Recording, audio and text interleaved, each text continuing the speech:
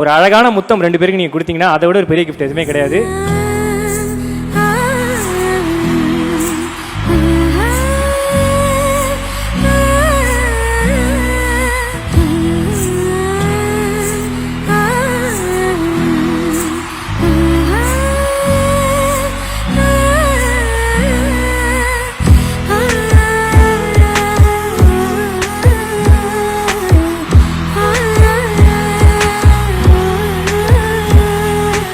Minorca எவ்வளவு ஹாப்பியா இருக்கு. ஏன்னா இந்த இண்டஸ்ட்ரியில வந்து இவ்வளவு ஸ்ட்ரகிள்ஸை தாண்டி நீங்க வந்து இவ்வளவு விஷயம் வந்திருக்கீங்க. ஸோ நீங்க இருக்கிறதுக்கு முன்னாடி அப்பா அம்மா வந்திருக்காங்க இன்னைக்கு. அவங்க ஒரு வார்த்தை பேசினா சந்தோஷப்படுவோம். என்ன பேசுனா? I love you darling. I love same to you. ஆஹா, ரொம்ப ஷார்ட் அண்ட் ஸ்வீட்டா வீட்ல?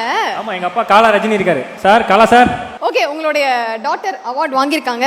அது ரொம்ப ஸ்பெஷலான மூமெண்ட். பிகாஸ் எவ்வளவோ ஸ்ட்ரகிள்ஸை கடந்து நம்மளோட பிள்ளைங்க ஜெயிக்கும் போது நமக்கு ஒரு சந்தோஷம் இருக்கும் இல்லையா? ஸோ இப்போ அந்த அவார்ட் வாங்கி அதை பார்க்கும்போது எவ்வளோ ஹாப்பியா இருக்கு உங்களுக்கு? ரொம்ப சந்தோஷமா இருக்கு. அதுவும் எங்க பேரண்ட்ஸ் கையால் கொடுக்கறது ஒரு பெரிய இதாக இருக்கு. அதுக்கு வந்து பிகே நியூஸ்க்கு தான் தேங்க்ஸ் சொல்லணும். இது வந்து எல்லா பேரண்ட்ஸுக்கும் கிடைக்குமா கிடைக்காதான்னு தெரியாது.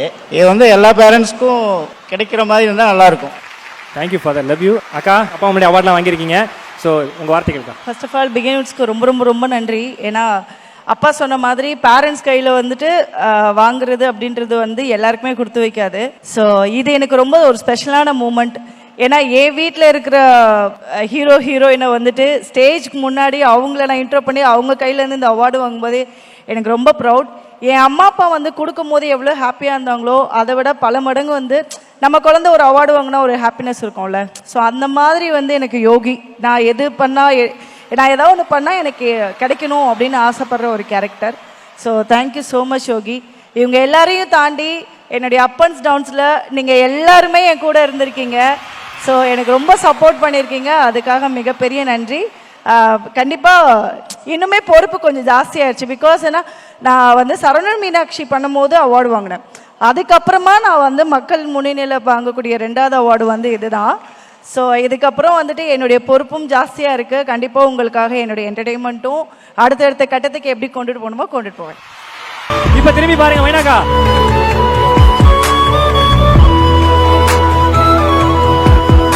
அம்மா என் முகவரி நீ, அம்மா என் முதல் வரி நீ, அம்மா என் உயிரென்றும் நீ, அம்மா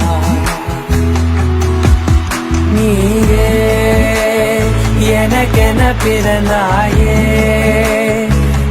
வீட்ல கிளம்பும்போது என்ன பண்ணிட்டு இருந்தாங்க? தெரியாம வேற ரூம்ல ரெடி ஆயிட்டு இருந்தாங்களா? இல்ல ஆக்டிங் சைட்ல வந்திருக்கோல இங்க வர? இல்ல, மதியானம் கறி குழம்பு எல்லாம் வச்சது அம்மா தான். கிளம்புற வரைக்குமே அவங்க வந்து குளிக்காம இருந்தாங்க. எப்படி ரெடி ஆயிட்டு வந்தாங்க அப்படின்றது தெரியல எனக்கு. ஸோ இவங்க தான் எங்க வீட்டோட ராஜா ராணி. உண்மையிலேயே அவங்க வந்து ராஜா ராணி தான். அப்பா பேர் வந்து ராஜா, அம்மா பேர் வந்து ராணி. ரெடிமேட வேலை பார்த்துட்டு இருக்கும்போது உஷார் பண்ணி கல்யாணம் பண்ணி லவ் மேரேஜ் பண்ணிட்டாப்ல. இந்த இடத்துல இன்னொருத்தவங்க இருந்தால் நல்லா இருக்கும்னு நான் நினைக்கிறேன்.